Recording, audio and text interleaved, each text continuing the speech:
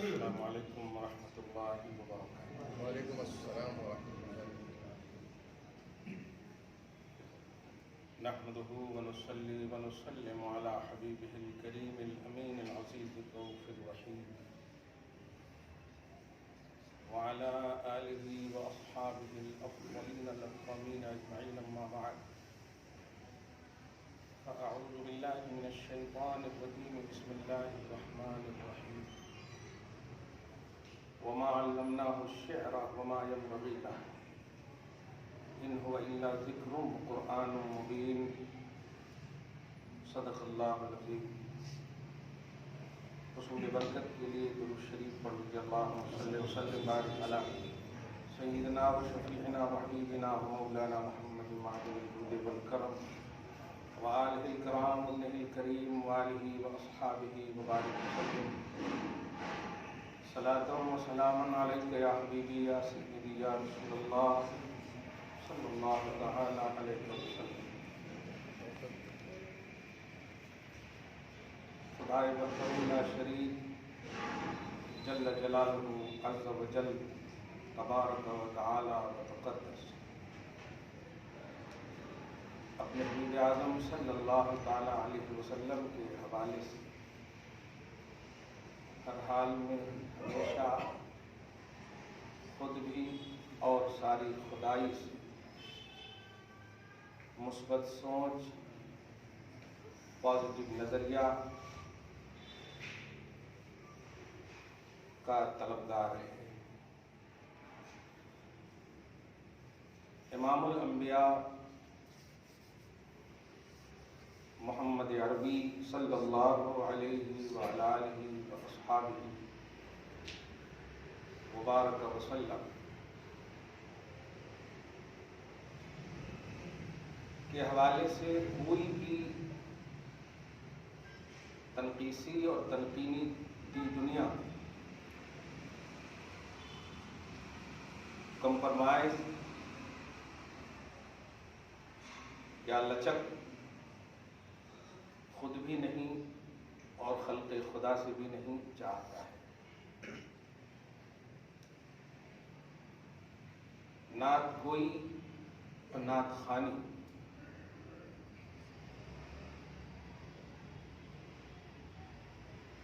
اسلام کا دفاعی عنوان ہے۔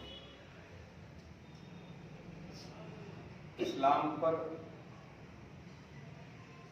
اہل لسان، اہل زبان اشعار کے ذریعے مرصع منظم کلام کے ذریعے اسلام کی ہجوم اور توہین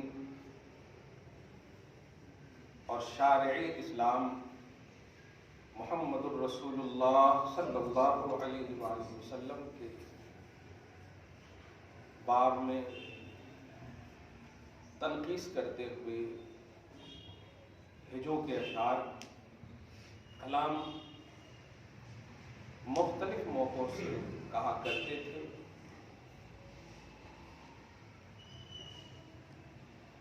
چشمہ علم و حکمت، وہ زبان جس کی ہر بات وحی خدا،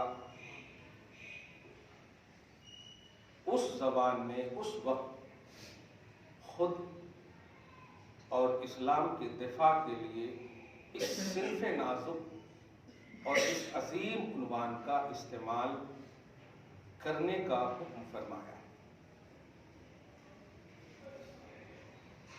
اس سے اشعار اور منظم اور نظم کی دنیا میں کلام کی اسلام سے اور اس کے فروغ اور اس کی نشر و اشاعت کے حوالے سے ایک خوبصورت عنوان اور ایک پازیٹو عنوان ملا کہ اشعار صرف یہ نہیں ہے، نعت خوانی صرف یہ نہیں ہے، نعت گوئی یا شاعری صرف یہ نہیں ہے، وہ ایک مستقل اسلامی فن ہے جو فروغ اسلام کے لیے استعمال کرنا پسند کرتا ہے۔ اس میں نفسانیت کا کوئی دخل نہیں۔ قرآن کافی تھا، ہے اور رہے گا۔ قرآن کے ذریعے سے بھی دفاع کا حکم نبی دے سکتے تھے کہ وہ میرے خلاف اس طرح بول رہے ہیں، تم قرآن کی تلاوت کرو، لیکن نہیں، جیسا سوال ہوتا ہے ویسا جواب ہونا چاہیے۔ سوال اگر اشعار کے ذریعے، تنقیص اگر اشعار کے ذریعے ہوئی ہے تو تصدیق اور تائید بھی اشعار کے ذریعے سے ہو۔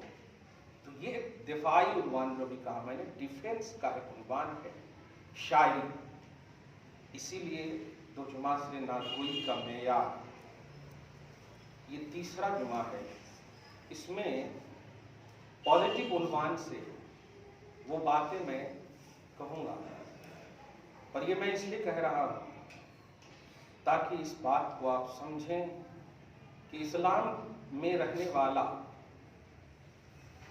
ایمان میں رہنے والا، اس کا ہر عمل، ظاہر ہے جب سانس بھی ایمانی ہے، اس کی ہر ادا اسلامی ہے، اس کا ہر عمل اسلامی ہے۔ اسی لیے تو وہ جب اچھا کرتا ہے تو اس کو نیکیاں ملتی ہیں، برا کرتا ہے تو اسے سزا ملتی ہے۔ اس کا مطلب یہ ہوا کہ مومن کا ہر عمل قابل توجہ ہے، مومن کا ہر عمل قابل توجہ ہے۔ ایسا نہیں ہے کہ یہ کر دیے اور آپ یہ سوچ لیں کہ کچھ بھی نہیں ہوتا، ایسا نہیں ہے۔ یہ تو ذات کے ہی بیکار ہونے کی دلیل ہوگی۔ ذات جب مومن ہے تو ایمان ہر حال میں، چاہے عقیدے کا معاملہ ہو یا عمل کا معاملہ ہو، ایمان۔ اسی لیے وہ صحابہ کرام رضوان اللہ تعالیٰ علیہ مجمعین جو عملی دنیا میں، دھیان دیں، قدم بھی نہ رکھے، ایمان لائے اور دنیا سے چلے گئے، پھر بھی اللہ سبحانہ نے انہیں افضل الامت کا عنوان دیا۔ بعد میں آنے والے تمام مقربین بارگاہ سے بھی وہ افضل ہوئے۔ وجہ ایمان سب سے اہم چیز ہے۔ معلوم یہ ہوا کہ ایمان کے دائرے میں رہنے والا انسان ہر پہلو اس کا ایمانی ہونا چاہیے۔ اگر نہیں ہے تو گرفت ہوگی، اگر ہے تو ثواب ہوگا۔ نعت گوئی نعت کہنے کو بولتے ہیں، پڑھنے کو نہیں۔ نعت کہنا جسے لکھنا شاعری ایک مستقل اسلامی دفاعی فن ہے۔ اس لفظ دفاعی کو بار بار جب ویڈیو میں آپ سنیں گے تو سمجھ میں آئے گا، اور ڈکشنری میں بھی دیکھیں، ڈیفینس کا ایک عنوان ہے۔ اور ایسے وقت میں جب رسالت مآب صلی اللہ علیہ وآلہ وسلم کی تصدیق کے لیے چنندہ صحابہ کو حکم ہوا اور اللہ سے نبی نے دعا کیا، اللہم ایدہ بروح القدس، اے اللہ حسان کی زبان کو سلامت رکھنا اور جبریل کو ان کا رفیق بنا دینا۔ یہ بہت بڑی بات ہے۔ تو نعت خوانی اور نعت گوئی، یہ دونوں چیز اسلامی دفاعی عنوان ہے۔ پڑھنے والے کو بھی چاہیے کہ جبرائیل آپ کا ساتھی ہے، لکھنے والے کو بھی چاہیے کہ اسلام کا فروغ اس میں اس کا عنوان ہے، اس میں نفس کا کوئی بھی دخل نہ ہو، تو پھر رحمت خدا موسلادھار بارش کی طرح نازل ہوگی انشاءاللہ۔ درود شریف پڑھیں، اللہم صلی علی محمد وعلی آل محمد۔ ایک پہلو یہ تھا دفاعی۔ دوسرا پہلو نعت گوئی کا یہ ہے قربت محمدی صلی اللہ علیہ وآلہ وسلم۔ آپ گزشتہ جمعہ میں سورہ منافقون اور سورہ توبہ کے حوالے سے، جس کے حوالے سے یہ بات ڈکلیئر ہو گئی تھی کہ اسے مار دیا جائے، جو بھی اسے، مطلب میری دارالسلطنت میں ہے، جو بھی اسے پائے، ہر ایک کو یہ آرڈر تھا کہ پائے مار دیا جائے، کوئی مواخذہ نہیں۔ ظاہر ہے شارع اسلام کا حکم ہے، مطلق احکم الحاکمین کے بنائے ہوئے حاکم کا حکم ہے۔ تو مگر وہ بھی جب نعت خوانی کے ذریعے سے مصطفیٰ کی بارگاہ میں آتا ہے تو اللہ معافی عطا کرنے کے لیے نبی کو یہ فیض دیتا ہے کہ آپ معاف کر دو۔ کیا بات، پہلے تو میں نے ڈکلیئر کر دیا تھا معاف نہیں کروں گا، لیکن بات میرے حبیب کی ہے، اب میں اپنا قانون بدل دوں گا۔ یہ بہت بڑی بات ہے۔ لوگ اللہ کو بھی مطلب باندھ کر کے رکھنے والا ایک نظریہ رکھتے ہیں، وہ کر دیا تو کر دیا، ایسا نہیں ہے۔ آپ تقدیر جو ہے یہ خدا نہیں ہے، دھیان دیجیے، تقدیر خدا نہیں ہے، خدا خدا ہے، تقدیر لکھنے والے فرشتے ہیں. تو لکھنے والے جب فرشتے ہیں تو جو لکھ رہے ہیں وہ خدا کیسے ہوگا؟ تقدیر لکھنے والے کسے کہتے ہیں؟ فرشتے. جو معراج میں نبی گئے تھے تو آواز آ رہی تھی نا، تو کس چیز کی آواز آ رہی تھی؟ نبی نے کہا تھا نا تقدیر لکھنے والے فرشتوں کے قلم کی کھڑکھڑاہٹ کی آواز آ رہی ہے. کون لکھتا تقدیر؟ فرشتے لکھتے ہیں. کہا نا کہ لکھو لکھو، قلم کو لکھا، پھر اس کے بعد اس قلم سے ما کان وما یکون، قیامت تک ابد تک مخلوق کے حوالے سے جو بھی. اور حدیث میں یہ بھی پڑھے آپ جامع ترمذی کی حدیث میں کہ جب 4 مہینہ پیٹ میں بچہ رہتا ہے حمل کی حالت، تو ایک فرشتے کو اللہ بھیجتا ہے. سمجھ رہے نا؟ 4 مہینہ نہیں، 3 مہینہ، 3 مہینہ، ہاں 30 یا 90 نہیں، 120 دن کے بعد 4 مہینہ ایک فرشتے کو بھیجتا اور 4 چیز لکھنے کے لیے بھیجتا ہے. بتائیے کیا لکھنے کے لیے بھیجتا ہے؟ رزق، عمر، عمل، شقی اور سعید، بدبخت ہے یا نیک بخت. 4 چیز لکھنے کے لیے بھیجتا. اس کا مطلب یہ کہ تقدیر جو ہے جب لکھنے والے مخلوق ہیں تو تقدیر خود مخلوق ہے. بس اس پہ نہیں کرنا ہے، لیکن میں بتانے یہ جا رہا ہوں کہ آپ جو ہے باندھ کر خدا کو مت رکھیے کہ نہیں اللہ تعالیٰ نے کہہ دیا تو کہہ دیا. ایسا نہیں. اللہ تعالیٰ قانون بنانے پر بھی قادر ہے، بدلنے پر بھی قادر ہے. اس کی ہزاروں مثال آپ کو دوں. اللہ پاک نے فرشتے کو بھیجا کہ عذاب ڈال دو جا کر کے جس نے مصطفیٰ کو ستایا ہے، لیکن ایک شرط رکھا کہ نبی اگر لب ہلا دے نہیں کا تو آ جانا لوٹ کر کے. دیکھا اور ایسا ہوا، لوٹ کر کے آئے. تو آپ لچک کو کچل مت کیجیے. آپ یہ بات دھیان میں رکھیے، خدا خدا ہے، اس کی قدرت میں کوئی اینڈنگ کا عنوان نہ لائیے. اس کی قدرت میں کوئی اینڈنگ کا عنوان نہیں.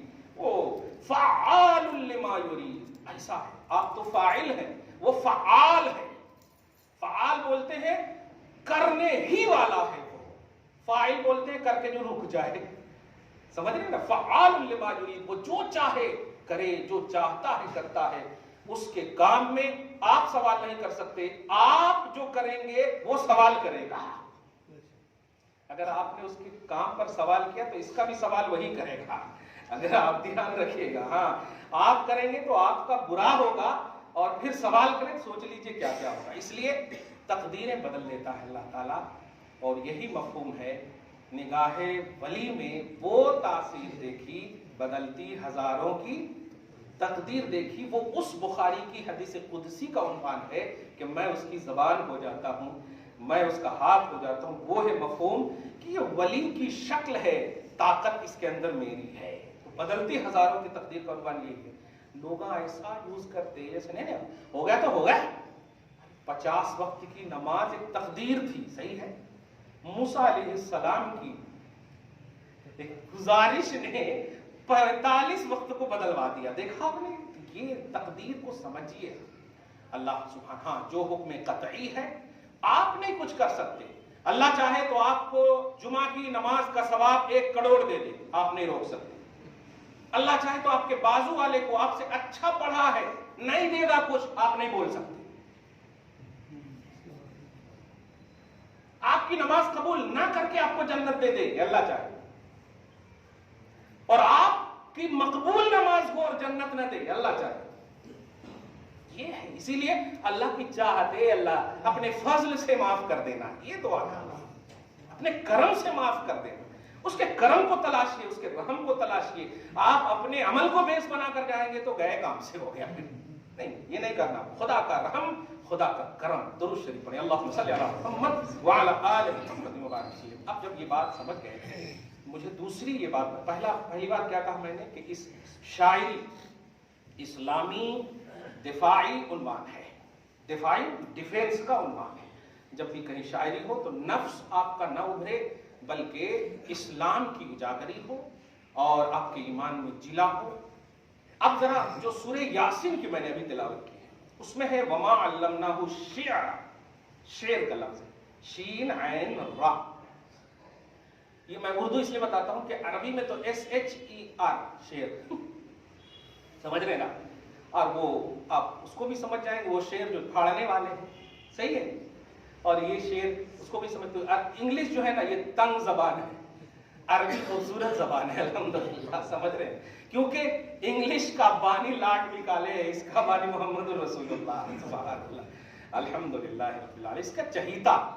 کیا بات ہے. اسی لیے تو میرے آقا علیہ الصلوۃ والسلام نے فرمایا عرب سے 3 چیز کی بنیاد پر محبت کرو. اس لیے محبت کرو کہ میں عربی ہوں. میں یہ پوچھتا ہوں اس سے پہلے عربی تھے کہ نہیں؟ پھر کیوں نہیں اللہ پاک کی عطا کردہ اس زبان سے نبی نے کہا کہ پہلے کے بھی لوگ عربی تھے؟ نہیں، میں عربی ہوں اس لیے پیار کرو. اور جنتیوں کی زبان عربی ہے اس لیے پیار کرو، اور قرآن کی زبان عربی ہے اس لیے پیار کرو. 3 چیز کی بنیاد پر عربی سے پیار کرو. آپ اس کا آسانی سے جواب بھی آٹومیٹک لے لیجیے گا، کھوس کے رکھیے گا. کبھی آپ کو بولے نا سعودی میں ایسا ہوتا ویسا ہوتا، اب زیادہ جاؤ نہ کو، ہم تو 3 چیز دیکھیں گے سعودی میں ہوتا کہ نہیں، نبی ہے کہ نہیں سعودی میں، قرآن ہے کہ نہیں سعودی میں، اور جنتی ہے کہ نہیں سعودی میں. یہ تینوں چیز کی بنیاد پر ہم پیار کریں گے بس الحمدللہ. اب پہلا راؤنڈ ہے نبی، لِأَنِّي نَبِيٌّ پہلا لفظ ہے. یہ بھی نہیں آپ تیسرے راؤنڈ پہ رکھ دیں آپ اس کو. پہلا ہے کہ میں عربی ہوں اس لیے پیار کروں. یہ ترتیب بھی آپ رکھیں. خیر، تو اس شاعری نعت گوئی یہ بہت اچھی چیز ہے. آداب بھی بتا چکا ہوں میں. آج میں وہ بات بتا رہا ہوں کہ دھیان دیں آپ، شاعر بارگاہ رسالت میں مقبول کیوں ہے. یہ بات بڑی اہم ہے. اور کیوں مخلوق خدا میں شاعروں کا تقدس ہے اور اس کے لیے رسپیکٹ ہے اور احترام ہے. چھوٹے چھوٹے بھی پڑھتے ہیں تو احترام کا عنوان کیوں آ جاتا ہے؟ یہ چیز آخر کیوں ہے؟ ہزاروں حج کرنے والے بس ایک دن کے لیے اس کو بوسہ دیتے ہو، صحیح ہے، ایک دن کے لیے آپ بوسہ دیتے ہو، پھر تو ہو گیا، ایک کامن ہو جاتا ہے. کہ نعت خواں اگر ہو، کیا بات ہے. کسی بھی نعت خواں کا تصور لیجیے، اوہ کیا نبی کی نعت پڑھتا، یہی جملہ بولیں گے. کیا آپ نعت پڑھتے؟ اگر ایسا بولا جا رہا ہے تو نعت خوانو تم بھی کہو میں نہیں پڑھتا، نبی کی نعت پڑھتا ہوں میں. نبی کو ضرور لفظ بولو. شاعر رسول ہوں میں الحمدللہ، نعت خوان مصطفیٰ ہوں میں الحمدللہ. تب یہ قبولیت کی دلیل ہے الحمدللہ. اب ذرا سنیے تیسرا پارٹ ہے نا، اس میں جو خاص بات کہہ رہے ہیں نبی کی بارگاہ میں مقبولیت کا جو راز ہے، نعت خوانی مطلقاً نہیں. آپ صحابہ کرام جو نعت خواں صحابہ ہیں، شاعر صحابہ ہیں، ان کو اور ان کے بعد والوں کو آپ دیکھیں. میں حضرت حسان کے حوالے سے تو آپ بتا ہی چکا ہوں، مگر وہ جو 4 مصرع شعر نہیں، 2 مصرے کا ایک کلام ہوتا ہے. اور یہ میں عنوان کیوں باندھا ہوں، انشاءاللہ 2-3 ہفتے کے بعد آپ کو بتا چکا ہوں کہ تحائف الحرمین، آپ اس کے جو اشعار کو جب پڑھیں گے تو میں نے وہاں کی مٹی تک کی تعریف کی ہے. میں ایک لفظ شیئر کرتا ہوں اور وہ شیئر کرنے کے بعد پتہ نہیں، میں ماں کے پاس سب سے پہلے اس کو شیئر کیا تھا کہ جب جنت البقیع میں گیا، حضرت عبد الرحمن کے روضے پہ جو ابوبکر صدیق کے بیٹے ہیں، آپ جب جائیں گے تو رائٹ میں، اب تو چبوترے کی طرح بنا دیا ہے، اس کے ایسے راستے ہیں، رائٹ میں وہ چبوترا، اس کے آگے حضرت خدیجہ ہے. تو وہاں جب بیٹھا تھا حضرت عبد الرحمن کے روضے پہ، تو میرے پاس کجلی یہ تھی سفید، عرب ہی سے خریدا تھا. تو میں نے کہا سوچا کہ اس پہ رکھ دوں اور جو دھول مٹی ہو نا اس کو سمیٹ کر کے پھر لے کے جاؤں گا. ارادہ یہ تھا کہ میں اگر مرا تو ماں کو وصیت کر دوں گا کہ میرے اوپر رکھ دینا، اور اگر اللہ پاک نے آپ کو دیا تو آپ کا ایسا سوچ، پازیٹیو سوچ تھی. لیکن سچ کہہ رہا ہوں، جیسے ہی رکھنا ہی چاہا، دل نے ایک آواز دیا کہ مٹی اپنی زبان سے کہہ رہی ہے، اے ہندوستان سے آنے والے، لاکھوں کا خرچ کر کے تم اس در پہ فیض لینے آتے ہو، اور مجھے رب نے اس در میں پیدا کیا ہے، مجھے کہاں لے جا رہے ہو. یہاں دھیان دیجیے گا، اصل آب زمزم اور کھجور صرف لانے کی اجازت ہے آپ کوئی ایسی چیز وہاں سے نہ لائیں جو خود وہ کہے کہ نہیں میں اس در پہ رہنا چاہتی ہوں. اور مجھے پھر وہ حدیث بخاری کی یاد آئی کہ نبی جس ستون پر بیٹھ کر کے، جس ممبر پہ بیٹھ کر کے پہلے خطبہ دیتے تھے، ایک عورت بوڑھیا نے یا ایک صحابیہ یا صحابی نے آ کر عرض کیا، یا رسول اللہ اچھا مجھے نہیں لگتا، آپ کے لیے میں اچھا بنانا چاہتا ہوں، چاہتی ہوں، دو بھی ہو سمجھے، اچھا بنانا چاہتی ہوں، اور اس پر بیٹھ کر کے آپ دیں. آقا نے اجازت دے دی صلی اللہ علیہ وآلہ وسلم. इजाजत देने के बाद जब बैठे, बन गया तो बैठे जैसे तो सन्नाटा है पूरे मजमे में, लेकिन आका शुरू ही करने वाले हैं कि बच्चे के सख्त रोने की आवाज आई। बुखारी के अरबी के जुमले हैं कअनीनी सभी बोलते हैं बच्चे को, स्वाद पाया यानी ऐसा जैसे दूध पीते वक्त दूध की शिद्दत से जब जरूरत हो बच्चों को तो कैसे चिल्लाने लगता है बच्चा, खूब ज़ारो कतार रोने लगे। सहाबा इस तरह देखिए बच्चे को किसने लाया, कौन बच्चे को लाया, इस तरह से देखिए कोई नहीं है, नबी मुस्कुरा रहे हैं, कमाल है। और कोई गैब क्या, तुमसे निहा वाला नबी बेजान की भी हकीकत को जानते हैं। आप समझिए इस बात को, ये कोई किस्से कहानी नहीं है, समझिए। हुजूर पाक सल्लल्लाहु अलैहि वसल्लम मुस्कुरा रहे, सहाबा किराम अब मुतमईन हो गए, नबी जब मुस्कुरा रहे हैं तो बात कुछ और ही है, हम तो जलवे ज़ेबा ही का इंतजार करेंगे।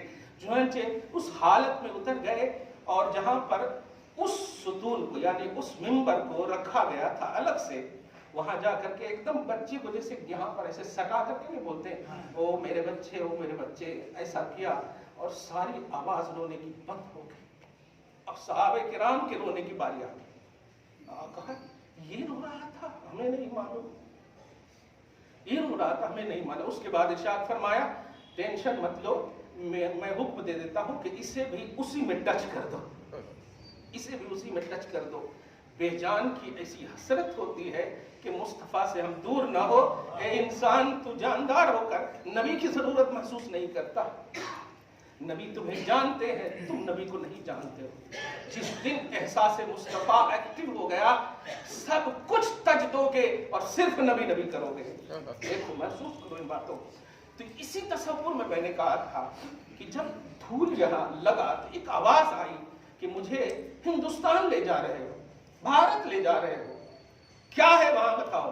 है 1 लाख का सवाब, है 50,000 का सवाब, है मेरा नबी वहां पे, है साहबे किराम की अजमत है। तो सडनली ऐसा रख दिया मैंने और फिर वहीं आबे ज़मज़म से धो करके, अब वो अभी भी है हमारे पास, धो करके उसको रख दिया। फिर भी ऑटोमेटिक दिल से जो कहना था कह दिया। कहना ये है कि वहां की तमाम मंसूबात चीजें भी, निस्बत रखने वाली चीजें भी, अगर आप दिल को साफ रखोगे ना तो कसम खुदा की आपकी कान में हर चीज की हक्कानियत की आवाज आए। मैंने उसी मौके से इसी तरह जबल रहमत पे जब गया तो जबल रहमत पर जब आज सुतून, जो सफेद सा सुतून आप देखे होंगे पहाड़ के पास, वहीं पर खड़े होकर और फिर काली सड़क बना दी गई है जहां सहाबा खड़े थे और वहीं पर दीन की तकमील का भी ऐलान हुआ। तो वहां पर भी आज भी अगर आप अपनी आंख नाक वैसे लेकर जाए, अफसोस है मेरे मुसलमान भाइयों, तुम सिर्फ सेल्फी के लिए जाते हो, मत करो ऐसा। पहले खुद कंप्लीट हो जाओ, तुम ऐसी अजमत अपने अंदर रखोगे कि तुम्हारे से मुसाफा करने वाला भी जन्नती बन जाएगा। क्या करते हो तुम? सेल्फी लेते हो नबी के दर पर, सेल्फी लेते हो, इसकी फिक्र है तुम्हें? हर जायज चीज की इजाजत तुम्हें कैसे दे दी गई? वो बारगाह जहां की मिट्टी का अदब किया करते थे साहबा, वो बारगाह जहां कदम मुस्तफा चले तो खुदा कसम याद फरमाए, ऐसी बारगाह में तुम ये सोचते हो सेल्फी ले रहे हो, को डालेंगे तो कमेंट्स आएंगे लोगों के, लाइक करेंगे लोग, शेयर करेंगे लोग। मत करो ऐसा। ये जो हमारे अंदर ज़ोफ़े एतकादी आई, ये ज़ोफ़े एतकादी बोल रहा हूं यानी अकीदे में जो कमजोरी आई है, अल्लाह इसे दूर फरमा दे। मकबूल बारगाह बन जाओ, इंशाअल्लाह हर महरूमी से अल्लाह पाक तुम्हें भी, तुम्हारी नस्लों को भी दूर रखेगा, हर महरूमी से। अल्लाह आपको बासआदत रखे, बाकरामत रखे। दरूद शरीफ पढ़े, अल्लाहुम्मा सल्ली अला मुहम्मद व अला आलि मुहम्मद व बारिक वसल्लिम। मैं ये जो मंजर बता रहा हूँ आप समझिएगा, एक थ्योरी नहीं है, एक प्रैक्टिकल भी है। खुदा करे हर हसास दिल, हर मुसद्दिक दिल, हर सलीम दिल, हर सही दिल बारगाह मुस्तफ़ा में जाए और ऐसा बन करके आए कि हवाएं भी तबलीग और रुश्द और हिदायत करती हुई नजर आए अल्हम्दुलिल्लाह।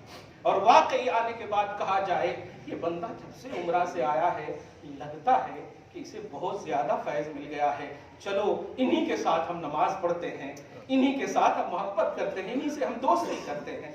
ऐसा करो मुसलमान भाइयों ताकि मैदान महशर की 18,000 मखलूकात आपको देखकर लाइक भी करे, शेयर भी करे। अल्हम्दुलिल्लाह وہ میدان محشر جہاں سب نفسی نفسی کے عالم میں ہوں گے، وہاں شیئر کیے جاؤ یار، وہاں لائک اور کمنٹس کا عنوان ہو، یہ کون ہے؟ آواز آئے گی عاشق مصطفیٰ ہے۔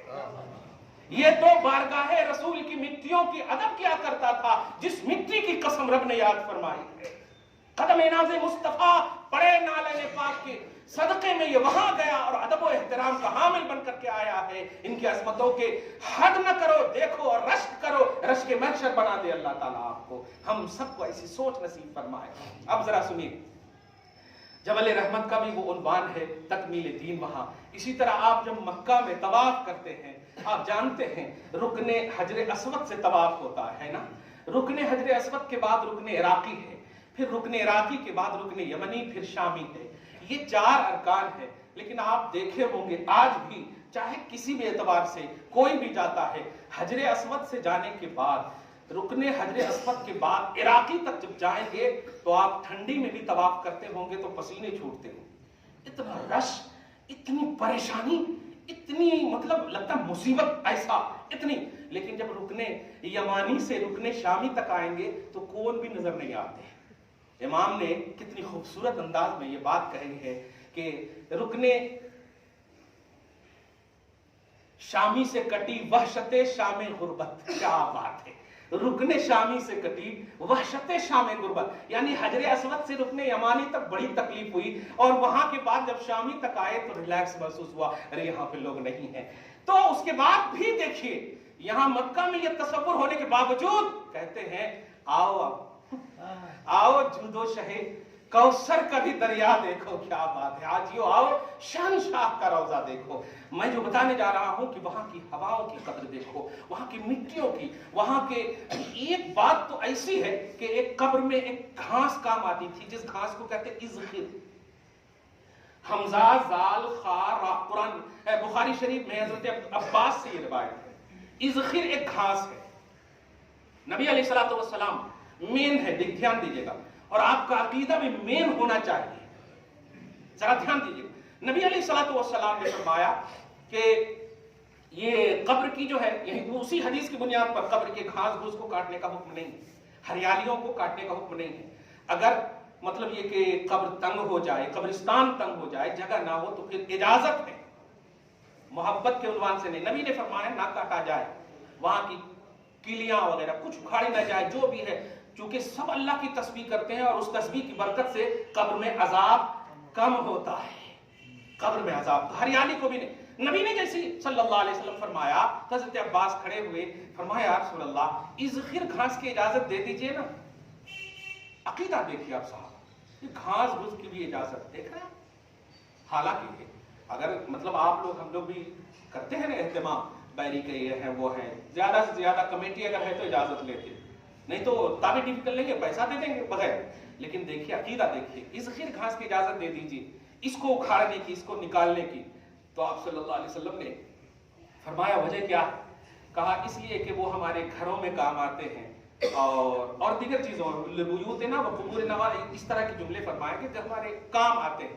تو آپ نے فرمایا جاؤ، تم جب کہہ رہے تو میری اجازت ہے۔ آپ سمجھئے ان باتوں کو، میں ان باتوں سے آپ کو آسان عقیدہ نہیں دینا چاہتا ہوں کہ نبی کا اختیار، میں یہ بتانا چاہتا ہوں کہ مین ہے نبی، مین ہے نبی، اور ان سے ریلیٹڈ چیزوں کی بنیاد پر، ان سے منصوبات کی بنیاد پر اگر آپ یہ سوچتے ہوئے ادب کریں گے تو مصطفیٰ آپ کو مل جائیں گے، مصطفیٰ آپ کو مل جائے گا۔ اب میں شاعری اور نعت گوئی میں یہی عنصر اور یہی فن کو آج بتانے جا رہا ہوں۔ 5 منٹ یا میں آپ توجہ سے سنیے کہ آئیے یہاں صحابہ کرام کی بات کہہ دیں، حضرت امام اعظم،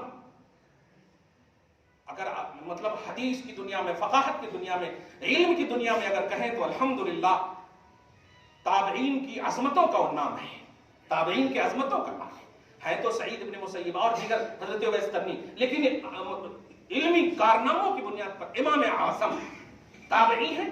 صحابہ کرام کو دیکھا، خصوصاً حضرت انس کو دیکھا، ماتھے کی آنکھ سے، ایمان کی حالت میں، توجہ دیجیے، امام اعظم ہیں۔ آپ آج تک فقاہت اور مسائل کی بنیاد پر، اور انہیں بھی بتائیے جو صرف یہ کہتے کہ ان کو 70 حدیث یاد تھی، صرف ان کا ایک کلام پڑھ لو تو 70 نہیں ہزاروں اشعار پر مشتمل ہے، اور ہر شعر مصطفیٰ کی عقیدت اور محبت ہے، اور عقیدت اور محبت ہی عین قرآن ہے، عین توحید ہے۔ اب ذرا غور کیجیے، ان کا ایک کلام ہے، آپ کو میں یہ آسان ایڈریس بھی بتا دوں، آپ جامعہ نظامیہ چلے جائیں، اور ایک کتاب ہے المدیح النبوی، ایک ہے المدح النبوی، یہ نہیں مدیح النبوی، یہ بتا رہا ہوں، المدیح النبوی، اس میں جو میں نے پڑھایا ہے جس کتاب کو، اور الادب الجمیل، یہ بھی، یہ 2 عربی کتاب ہے، جا کر کے آپ ہیں قصیدہ نعمانیہ، قصیدہ نعمانیہ، امام اعظم کا نام کیا ہے؟ نعمان بن ثابت، اس لیے قصیدہ نعمانیہ، قصیدہ کی بھی اب تعریف کر دوں میں، قصیدہ کہتے ہیں جو اپنے ممدوح کی ذاتی طور پر بھی اور نسبتی طور پر بھی صرف انہی کی تعریف کی جائے، تو قصیدہ نعمانیہ کا مطلب ہوا کہ جن کی بھی وہ تعریف کر رہے، قصد سے ہے یہ، قصد، ان کا خاص ارادہ ہے کہ جن کی تعریف ہو بس انہی کی تعریف ہو، چنانچہ قصیدہ نعمانیہ کا سب سے پہلا شعر سنیے عربی میں، کیا بات، اب آپ سمجھ جائیں گے کہ شاعری جو ہے یہ کوئی ہماری اور آپ کی بات نہیں، امام اعظم کی بھی بات جو آپ تقلید کرتے ہیں نا، آپ فالوور ہیں نا، الحمدللہ الحمدللہ، اچھا آپ جو نہیں ہیں وہ بھی ذرا دھیان رکھیں کہ امام اعظم کی عظمتوں پر، ان کی فقاہت پر اعتراف یہ تو آپ کیے ہیں کہ 70 حدیثیں ہی یاد تھی، لیکن ان کی مقبول بارگاہ رسول خدا ہونے میں آپ کو اعتراض نہیں ہے، یہ بھی ہے، اس لیے جب وہ جنتی ہیں، مقبول ہیں، تو اس آئینے میں بھی سنیں جو فالوور نہیں ہے، جو بلیور نہیں ہے، دھیان دیجیے گا، کیونکہ کچھ لوگ ایسے ہیں نا، لیکن اے احناف، اے حنفیو، اے صحیح العقیدہ انسان سنو، امام اعظم جب بارگاہ رسالت میں جاتے کچھ تو ارادے ہوں گے نا، آپ ہم سب کیا ارادہ رکھتے ہیں؟ جائیں، ہاں بابو سلام سے جائیں، صلاۃ و سلام علیہ رسول اللہ وغیرہ وغیرہ، لیکن اب امام اعظم کا گویا عقیدہ اعظم سنیے، بالکل امام اعظم کی بات ہے تو ہر بات اعظم ہے، فرماتے ہیں عربی میں، سبحان اللہ، اور اس کو دھیان دیجیے گا، صحابہ کے بعد میں تابعی کی بات، پھر تمہیں تابعی اس طرح سے میں لاؤں گا،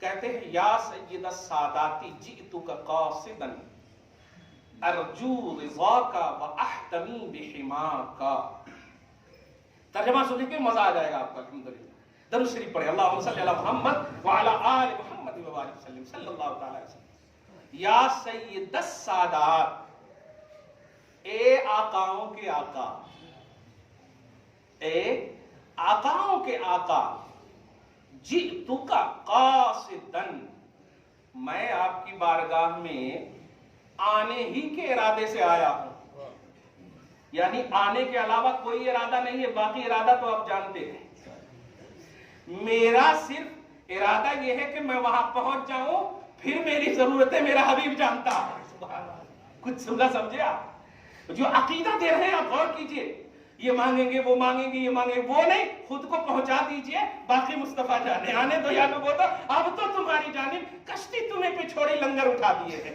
آپ تو سب جانتے ہی ہیں، یہ یا سید السادات جئتک قاصدا، یہ شعر بول رہا ہوں میں، نہ کوئی کہ معیار کا عنوانی، خاص طور سے تابعی عنوان، دھیان دیں، کہتے ہیں اے آقاؤں کے آقا، میں آپ کی بارگاہ میں قاصدن، آنے ہی کے ارادے سے آیا ہوں، اور ایک بات ہے، ارجو رضا کا، کچھ گڑبڑی اگر ہو گئی ہو تو گڑبڑی کو نہیں دیکھیے گا، آپ راضی ہو جائیے گا، ارجو رضا کا، میں آپ کی رضا کی طلب لے کر آیا ہوں، آپ کی رضا کی امید لے کر آیا ہوں، وَأَحْتَمِي بِحِمَاكَ، اور میں آپ کی حمایت میں رہنے آیا ہوں، یہ پہلا شعر ہے، کون کہہ رہے ہیں؟ امام اعظم کہہ رہے ہیں، کچھ سمجھا آپ نے؟ کیا کھیل کود ہوگا شاعری؟ یہ فن کھیل کود نہیں ہے، یہ امام اعظم کی شاہکاریت کا نام ہے، صحابہ کی عظمت اسلام کا نام ہے، تابعین میں امام اعظم کا کیا مقام ہے آپ سمجھیں، ایک مستقل عنوان ہے، مگر شاعری کی دنیا دیکھیں کیا عقیدہ دے رہے ہیں، 80 لاکھ سے زائد مسئلہ بتانے والے، اور 80% سے زیادہ پوری دنیا میں بے فالوور ان کے موجود ہیں، وہ بھی ان تمام مسائل کو منبر پہ رکھ کر کے ایک بات کہہ رہے ہیں، ہم صرف آپ کی رضا چاہتے ہیں، کیا بات، ہم صرف آپ کی رضا چاہتے ہیں، کمال ہے، کوئی حنفی بخشا چلا جائے تو کیا امام اعظم کے بغیر بخشا جائے گا؟ آپ سوچیں، حنفی بولے امام اعظم کا فالوور، تقلید کرنے والا، ان کو ماننے والا، مگر وہ کہہ رہے ہیں رہنے دیں، مین مصطفیٰ ہے، سبحان اللہ، مین مصطفیٰ ہے، اور میں بارگاہ رسالت میں جانے کے لیے ہی آیا ہوں. اب آ گیا نا, اب آپ جانے, اب آپ جانے, آپ جانے. ارجو رضا کا, میں آپ کی خوشنودی کا طلبگار ہوں. واحتمی بحما کا, اور میں پھر آپ کی حمایت میں, پناہ میں آنا چاہتا ہوں. کیا غلط کرے امام اعظم؟ یہ آسان بات ہے, غلط کرے.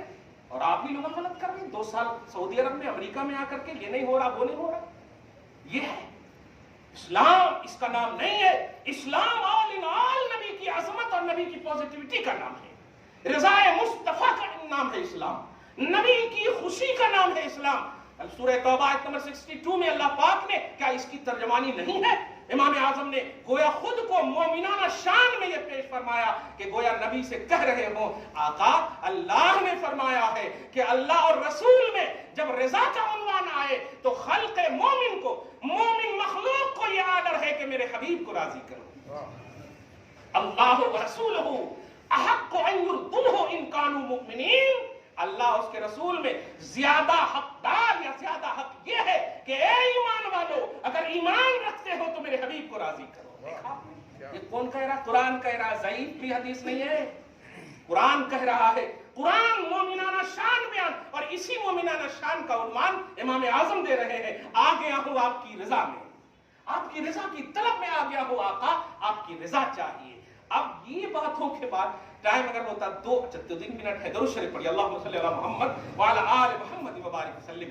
تحائف الحرمین جو کتاب آپ کے پاس آئے گی, ایسے ہی تصور میں نے اردو میں, ایک کلام عربی میں بھی ہے اس میں, اور امام بوصیری رضی اللہ تعالیٰ عنہ کی جو وہ امام زین العابدین رضی اللہ تعالیٰ, زین العابدین قصیدہ زینیہ, ان التیاری حسبا یوما الى ارض الحرم بلغ سلامی روضۃ فیہا النبی المحترم. کیا بات ہے کہ اے میرے, اے ریح صبا, اے باد صبا, تم کو اللہ کا آرڈر ہے نا کہ جب گھومو فجر کی نماز کے بعد جاتے ہیں, سمجھ رہے ہیں وہ ہوا. اسی لیے فجر میں جو واکنگ وغیرہ کا عنوان ہے نا, یہی ہے. ورنہ اللہ پاک تو ہمیشہ آپ کو طاقت دے رہے پر قادر ہے. فجر میں یہی ہے کہ باد صبا چلتی ہے اس وقت, سبحان اللہ, اور وہ چلتے چلتے چلتے جاتی ہے. 70,000 فرشتے جب درود پڑھتے رہتے ہیں, سلام پڑھتے رہتے بارگاہ مصطفیٰ میں, مکہ سے ہوتے ہوئے سارے مومنوں کو ٹچ کرتے ہوئے بارگاہ رسالت میں پہنچتی ہے. اور پہنچنے کے بعد وہی منظر کرے, ان التیار یہ صبا, اے باد صبا یومن الی ارض الحرم, جب ارض حرم تمہارا کسی دن پہنچنا ہو نا تو بلغ سلامی روضتن فیہا النبی المحترم, میرا سلام اس روضے والے کو کہہ دینا جس میں مصطفیٰ ہے, اس روضے کو کہہ دینا جس میں مصطفیٰ ہے. اچھا اس میں ایک نقطہ بھی ہے, اس روضے کو کہہ دینا جس میں مصطفیٰ ہے. روضے کا ادب کیا ہے جس میں مصطفیٰ ہے. ڈائریکٹ نہیں کہا نبی کو, اس لائق بھی نہیں ہو کہ نبی کو سلام, نہیں, روضے کو سلام کہنا جس میں مصطفیٰ ہے. کیا بات ہے, روضے کو سلام کہنا. بہرحال نبی صلی اللہ علیہ وسلم کے لیے دفاع اور اسلام کے لیے دفاع, یہ نعت گوئی کا معیار ہے, یہ شاعری کا معیار ہے. اور اسی فن کو میں نے 50 کلام پر تقریباً مدینۃ النبی میں یا مکہ میں یا دیگر تمام مقامات پر بیٹھ کر کے اس میں لکھے گئے ہیں. دعا ہے اللہ قبول فرما لے اور آپ کو بھی سلامت رکھے, شاد رکھے, مصطفیٰ کے عنایتوں میں رکھے, رضا میں رکھے, خوشنودی میں رکھے. آمین. بجاہ سید المرسلین وما علینا الا البلاغ المبین. جو سنت نہیں پڑھ سکے سنت پڑھ.